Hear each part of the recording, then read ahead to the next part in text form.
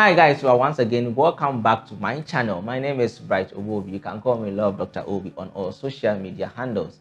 I'm a relationship expert, I'm a financial analyst, and I'm also a researcher. And most importantly, I'm your friend. Alright, so today I just want to talk to you guys about something which is very important when it comes to our human lives. And if you probably listen to this thing to the end, you might be helping a friend or a close friend or a family or someone who is very close to you for us to see how best we can shape our lives for the better.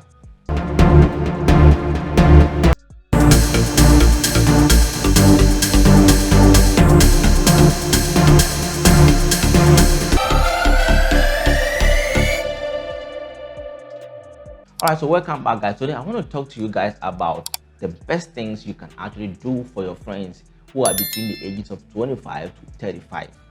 You know, the ages of 25 to 35 is the most critical age of every human life. You know, that is why we classify that as the youth age. I mean, it actually starts from 24, thereabout to, let's say 40. It can go beyond or it can come below. But those 25 years to 35 are the most critical part of every individual's life. When you are a lady, that is the time that you are actually looking for a life partner, someone that you can actually be with, you can stay with, someone who will just help you move to wherever that you want to be in life. If you are a man too, you are now trying to see the kind of woman that you want to establish a relationship, a family with, a life career with. You know, so those times are the most critical part of every human life.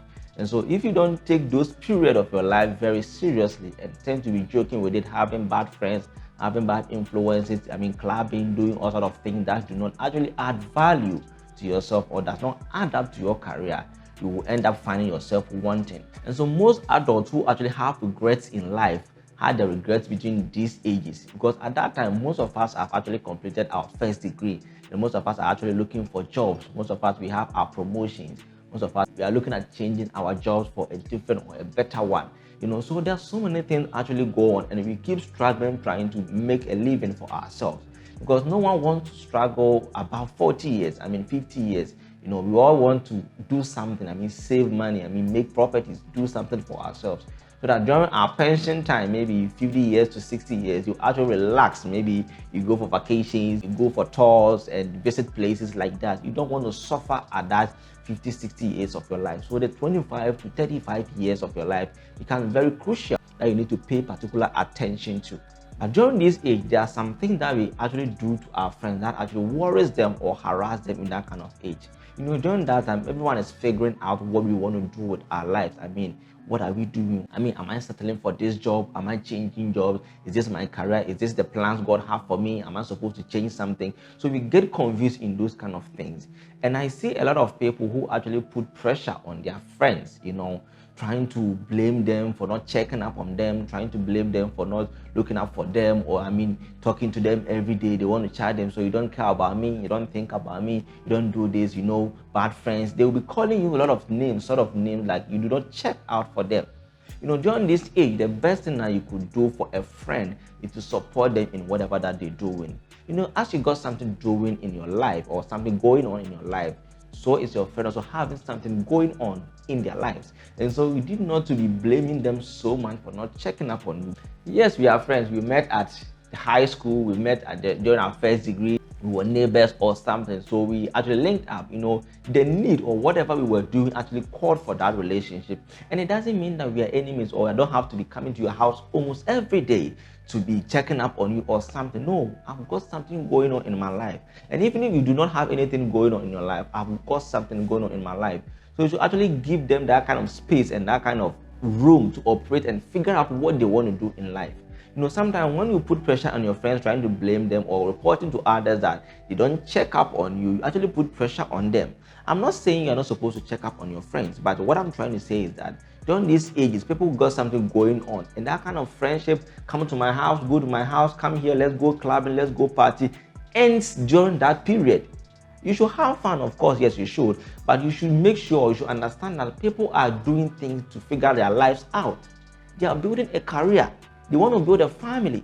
They don't want to struggle at the ages where they are going for retirement. That's when they are now coming to work hard. The strengths are not there anymore. So this is the critical time that they're supposed to work. So the best thing you could do for them is not to frustrate them by harassing them with, you don't call me, you don't check up on me, you don't come anymore, You've gotten a good job, so you're not checking up on me. You've gotten this, so you're not doing this to me. You don't know what they're actually going through. And so when they have problems, they can actually come to you. There are some friends, when you have problems and you want to ask them or you want to seek for help from them, they actually want to make reference that you don't check up on me now. Your own problem, you have a problem and you are coming to tell me. What am I supposed to tell? So you want me to be checking up on you every time whilst I'm also doing other things. You know, we are friends and we meet each other. It is appropriate we keep that connection.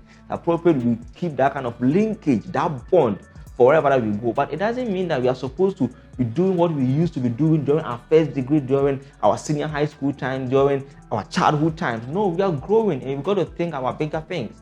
Because people are making life in a different dimension. And if you don't think higher, if you don't think deeper, if you don't look into the future to plan ahead and want to look at all these childish and then temporal things that are surrounding us, we might not go anywhere.